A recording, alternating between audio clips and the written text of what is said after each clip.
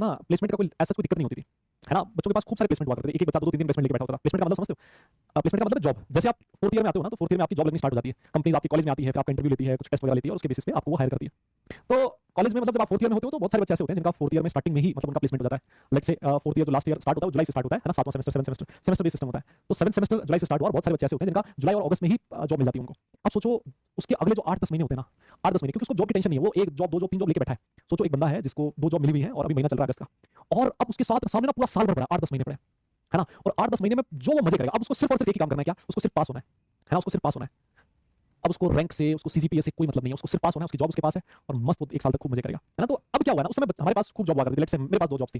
तो अब क्या हुआ ना, अब दिक्कत हो गया कि थोड़ा जॉब वाला जो मार्केट है वो रिस्ट्रिक्ट होता जा रहा है, क्योंकि बहुत सारे इंजीनियर्स आ गए।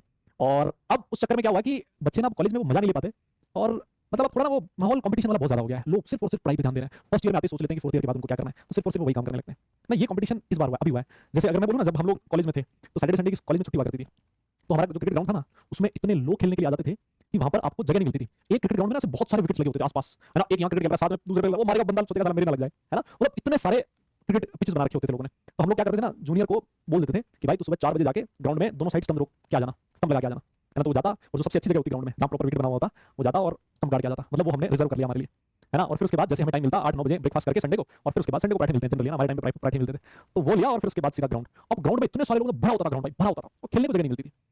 अब वही क्या हुआ, जब मैं जयपुर शिफ्ट हुआ, मैं 8-9 साल से दिल्ली में था, है ना, एनसीआर में था, दिल्ली नोएडा गुड़गांव उधर। अभी जब रिसेंटली जयपुर शिफ्ट हुआ, एक रिसेंटली एक साल हो गया, तो जब मैं जयपुर शिफ्ट हुआ तब मैं अपने कॉलेज गया वापस। मैं सैटरडे को गया, सैटरडे को करीबन मैं सुबह 9-10 बजे से घूमने के लिए गया, मैंने कहा एक बार देख के आते हैं। तो मुझे देख के बहुत बुरा लगा और बहुत अजीब सा भी लगा कि मैंने देखा कि जो क्रिकेट ग्राउंड था पूरा का पूरा ग्राउंड खाली पड़ा है, एक सिंगल बच्चा उसमें नहीं खेल रहा था। और एक्चुअली मुझे देख के बहुत दुख हुआ, क्योंकि अब जो स्टूडेंट आ रहे हैं, वो जब आप ग्राउंड पे जाते हो, जब आप फिजिकली एक्टिव होते हो, तो आपकी बहुत सारे लोगों से बॉन्डिंग होती है, आप टीम स्पिरिट सीखते हो, बहुत सारी चीजें सीखते हो आप ग्राउंड पे। अब सिर्फ और सिर्फ बच्चों का एक ही काम हो गया है, कंपटीशन कंपटीशन कंपटीशन, पढ़ाई पढ़ाई पढ़ाई। इसके अलावा एक्स्ट्रा करिकुलर एक्टिविटीज में बहुत कम लोग इन्वॉल्व हैं। एक्चुअली मुझे देख के बड़ा दुख हुआ कि मैंने कहा यार ये जो ग्राउंड था ये कितना मतलब ऐसा हरा भरा रहता था लोगों से, और आज ये हालत है कि मतलब एकदम वीरान पड़ा है। क्यों? क्योंकि लोग कोई कोचिंग कर रहा होता है, कॉलेज में होते होते ही टाइम मिला है तो घर पे बैठ के वो रूम में बैठ के पढ़ाई कर रहा होता है ना। तो अब थोड़ा सा कंपटीशन इतना हो गया है, तो उस वजह से थोड़ा कॉलेज में लोगों की मेमोरीज बनना कम हो गई है ना। इंसान अब अगर मेरे से कॉलेज पूछेगा ना कोई कॉलेज में क्या किया, तो मेरे पास कॉलेज में बताने के लिए कि मैंने कितनी पढ़ाई करी, मैं कहाँ-कहाँ बैठ के क्या-क्या क्वेश्चन सॉल्व करता था, मुझे नहीं पता है। यस, वो सारी चीज़ें मैं हो सकता है भूल चुका हूँ, और किसी को भी नहीं पता होगा कि उसने कॉलेज टाइम में कितने सारे क्वेश्चन सॉल्व किए थे और कितने घंटे पढ़ा था। जो चीज़ उसको याद रहेगी वो रहेगी जो उसने टाइम स्पेंड किया अपने दोस्तों के साथ, जिसको हम क्वालिटी टाइम बोलते हैं ना।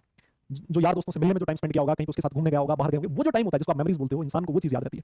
और वो जो कहानियाँ होती हैं वो आने वाली जनरेशंस को सुनाता है कि जब मैं कॉलेज में था तो मैं ये काम किया करता था, है ना, और मैं ये मजे किया करता था।